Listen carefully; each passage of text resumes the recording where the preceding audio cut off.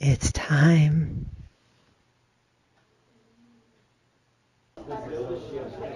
Hello and welcome to Into the Liminal Abyss. I am your host, Shatan Noir, and today I am talking to a really cool group called the Urban Explorers of America. And there's quite a few members, so I'm going to let everybody introduce themselves. Tanya. Marty. Ray. Ashley. Dan. Mick. So, now you guys are set up across from me at the convention that we're at today for the Michigan Ghost Coast Paranormal Convention. And I'm looking at your booth and I'm wondering what is the background of your group, and if you guys could just tell me about the Urban Explorers of America. Well, my husband and I, we actually one day just kind of went out to, I think it was Illinois, to an old asylum there, and we just wanted to check it out. Went inside, checked it out, and came back and said, let's do this. And then Mick kind of joined the group, Tanya joined the group, and Dan joined the group. So we just kind of started from there and kind of went to different places. And yeah, there was a house by that asylum that we got into, and it was just amazing how things were in there. There was a little teddy bear sitting by a game, like it was playing the game. And books ripped apart and stuff like that. And then the asylum that we checked out was really just intrigued us. So we just started doing it, and like I said, brought our friends into it, and it's something that we've been doing for a few years now. Yeah. So now we're here in Michigan. So are you guys Michigan based? Yes, out of West Olive. Okay. We are, but we do travel other places too. We've traveled to Kentucky, we've traveled to Illinois, we've traveled to Ohio. So our surrounding states, we do travel there too. So what have been some of the most interesting places that you all have explored and been into? Northville Psychiatric Hospital in Northville, Michigan is probably the most interesting, and they're in the process of tearing that down, so that's off limits now, but that's probably one of our favorites. We've been multiple times. Yeah. I think we've probably spent 30 hours in there. Yes. Now, how do you obtain permission first to go into locations? I'm getting some interesting looks. At this time, no, we haven't. But that was one thing I was going to say. We've never broken into any place. Okay. We're not that kind of group. We don't break in. We don't tag. We don't steal. We just, if there's an access point, we will go in. But we will not break a window. We will not break a door or anything like that. We do not break and enter. Okay, so yeah, we just go there to take pictures, and because I know that's kind of like a shady spot with urban exploring is what qualifies as trespassing and breaking and entering. So I guess that's the interpretation of the law officer that you're dealing with. Technically, we trespass. We don't break and enter. So okay. But yeah, what the police would say if they caught us, I don't know. Yeah, and we've gone places and we haven't been able to get in, so we've made the trip. Yeah, We couldn't get 8 in, so hours, we just yeah. moved on. Uh-huh. Move on to another place. So what are your when you're looking for a place to explore, is it just you're driving down the road and you see someplace, or is it do you research into the places and no, go find them? I do like all of the research Okay. in the group. So I could probably tell you about many different places here just in Michigan. It's doing a lot of research, trying to get in contact with other people who have, they might do it individually or they might do it as a small group, trying to get information from them and doing things like this and getting more information. Okay. So now what are some of your, because I saw that you have a list of ground rules over there that you adhere to as a code of ethics. Yeah. Can you talk to me about those and give me some The very first thing is take only pictures and leave only footprints. That is a huge thing for us. We actually run into other people that are exploring, and they will take, for example, we were at Northville and they took like little moldings Ceramic and things like molds. that. You know, and it's not right. That's what makes it Right. that place. So that's definitely our number one rule. Be in a group. I mean, I cannot express that more because there's sometimes Safety in numbers. safety. Yes. Safety. And don't. I guess I don't know how to say this. I guess don't do it unless you're like really sure that you can do it, because there's so many things that can happen. You can step on nails, you can fall through a floor, you can, you know, it's a risk that we personally take, so we don't go out and say, oh yeah, go here, so we don't really, you know. We don't recommend it to people, or we don't, you know, I mean, if people want to come with us, we'll take them, but they have to be aware that, you know, there's lead-based paint, that it's open and exposed. There's asbestos and things like that. Like she said, you know, glass and nails and stuff like that. So, you know, you really got to watch yourself when you're walking in these places. And, you know, safety is a big key. Flashlights, you know, safety in numbers, you know, dust mask. I mean, there's a lot of, you know. Yeah, I was we have to do gonna that. say surgical masks, or you know, Yeah. something to keep, you know, And what make you're sure to have breathing. a cell phone for sure. 'Cause Yeah. We've heard of people getting stuck in the tunnels, and these tunnels run about 7 miles long. Wow. And you know, people are having to call 911. Well, I would rather call 911 than die down there. Yeah. You know? So. And you also keep your cell phones charged up and extra batteries, because Yeah. just like with anything, you know, that's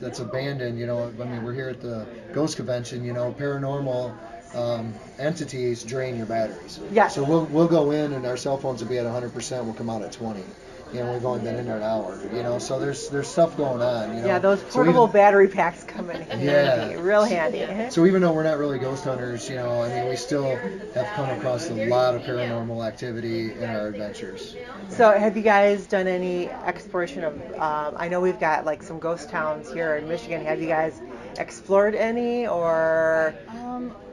Well, that one ghost town that we went to, I don't remember where it was. I don't remember the name of it. Is that in Ohio? No, that one that we was went to in right here. on our way to Saginaw. Oh, it wasn't a ghost town, but it Well- was a ghost town. I don't know. Well, It one of our was- it other was team pretty- members, Oh, Palmetto. I think it was called Palmetto. something like that. One of our other team members found it online as a ghost town. Okay. And we get there and it's not. I mean, there's there's only like 4 buildings and 3 of them were abandoned, but you know, there were still people, there were still homes there. And Come stuff on, that's like most that. of the UP here in Michigan, you know. Been there too. Yeah. But Depending on what highway you're driving down, you know. But yeah, we just, you know, we've come across a lot. It's like, oh, that house is abandoned. We turn around, we go back and check it out. You know, so it's just about being aware of your surroundings and being safe again. You know. Watching out for one another. Yes. And stay in a group. Yeah. We try not to let Mick's our picture taker, so he We have kind to of, put him on yeah. our I'm always He lagging wanders. behind. Where's Meg? Where's Meg? So otherwise they have an adult like kitty harness for you with a leash. Pretty much. A bungee cord, you know. That's a good idea. I'm not the one that wanders. They wander away from Oh, me. okay. I just have to catch up. Now we get it. It's our fault. As long as you admit it. Okay. But you know, and you know, as far as being safe, you have to be aware of your surroundings. Because actually, when we were in Northville, Mick, myself, and Ashley, I stepped into this room and there was beds on the floor, where, you know, it was mattresses and it looked like somebody just took their blanket or their sleeping bag, folded it over and got up and walked away. We found beer bottles, you know, beer cans, cigarettes, drug paraphernalia and stuff like that as we were walking through this. As soon as we found those beds, we're like, this is somebody's home. We are out of here. You know, we found the quickest exit out of there because you don't want to confront anybody like that. Right. And, you know, I mean, there's other exploration groups and stuff that we come across that, you know, carrying big old knives and everything else. And it's, you know, everybody's been friendly, but, you know, you don't want to walk up to somebody the wrong way. And Right. You know, so always stay in groups, and, you know, if you hear or see somebody else, just make sure you make contact so that Right. we're not scaring each other. So, Yeah, nobody's jumping out behind corners saying boo. yeah, exactly. That happened once. That's a really good way to get pepper sprayed. Yes. Yeah, we come out of the tunnel and We were coming up a set of stairs and she just started screaming bloody murder out of nowhere. It There was sounded some guy it was walking his dog. Dogs Yeah. standing at the tunnel going like this, and I'm just like. Yeah, and I was down in the next tunnel checking it out to see if we could get through it, and I hear her screaming, and I just come flying out of there. Yeah, you we're know. off walk right there, right at that moment. So now, do you guys do like monthly outings? Are you, do you have like a list of places that you explore? Like, The list is infinity. okay. Yeah, we don't have anything set. We just kind of, hey, we feel like exploring today. You got time, you know, and we'll just jump in the van Honestly, and go. if this wasn't going on today, that's probably what we would be doing. Honestly. And we have a website, ueoa.org, Okay. or urbanexplorersofamerica.org. Either one will get you to the website. I'm trying to keep it updated, but it's very hard. A lot of work, and you know, so some of the stuff that we've been into is there. Some of our stories are there, but you know, we're hoping to keep updating it more and more, and so people can go to that and kind of look at, you know, check it out, and you know, urbanexplorersofamerica@gmail.com, they can email us and stuff like that. So. Okay, now are you guys open to new members, or because I'd love to join your team? Well, we've taken other people with us, you know, as far as, you know, guests and stuff like that.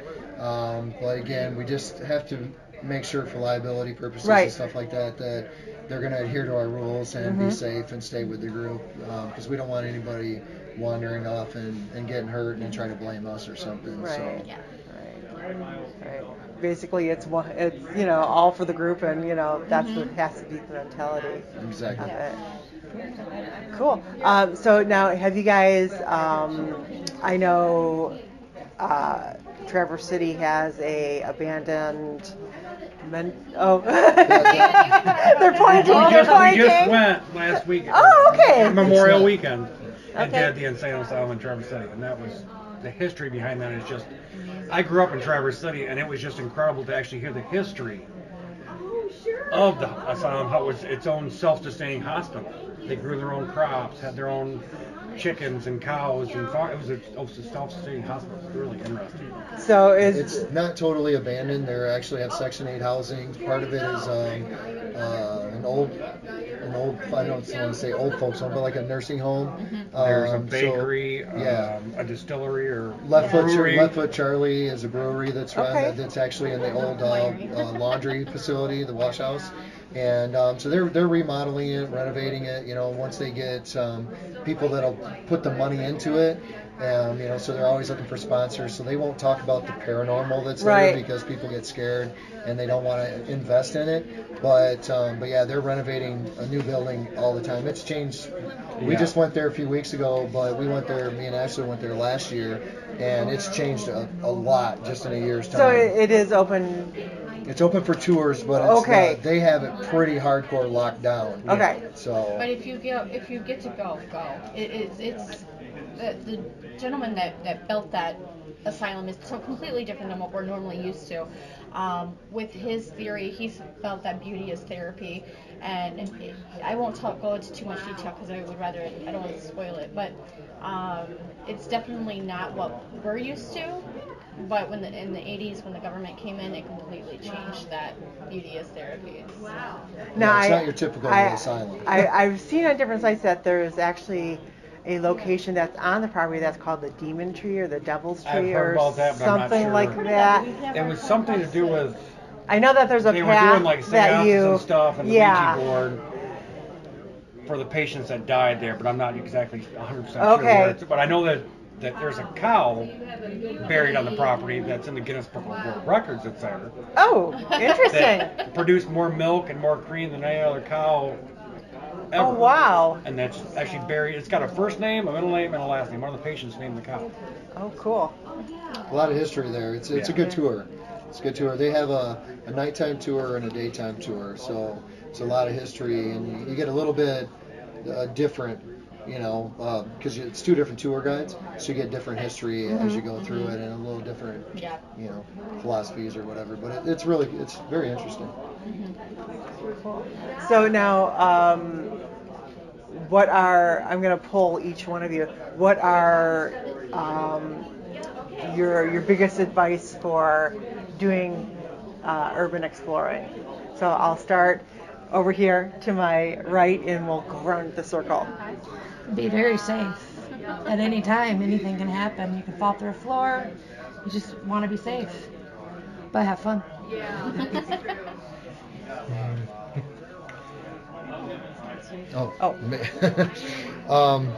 Yeah, advice is just, make sure where you're going, don't break in. That's just, it's rude, disrespectful. Treat the place like it would be your place, how you want people to treat it. And, we're working on trying to actually get access to some of these places, get permission to be there, because that'd be the best way to go about it. But, we don't recommend anybody breaking and entering, that's for sure. So just be safe, have fun, like Tanya said. I'm going to go a little bit differently. I'm going to say find the beauty in what you see as ugly, I guess. So many people look at our pictures and they're like, oh, that's so ugly. Why do you like that? Find the beauty in that. I think that's the key to being happy. So. Do your history. Like Ashley does. She does the history on the buildings and the places. And there's a lot of interesting facts about these places. And it's awesome.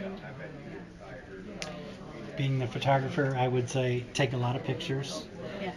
And I get to explore and take pictures, two of my favorite hobbies. So just be safe and enjoy it. It's a lot of fun. It's definitely a way for friends to come together and, just be together. And that's what life's about. Is With being our with your friends and friends, family. Tanya and I have known each other for Since 2001, so 17 years. 17 years. Ray and I have been together for 5 years. 5 years. I've known Dan for 10 years. I've known Mick for 6 years. So we're really close. We're really close. Yeah, we're more like family. Cool. Well, there you have it. So thanks for sitting down. We're standing around. We're talking. We're hiding in the corner. We're hiding in the corner.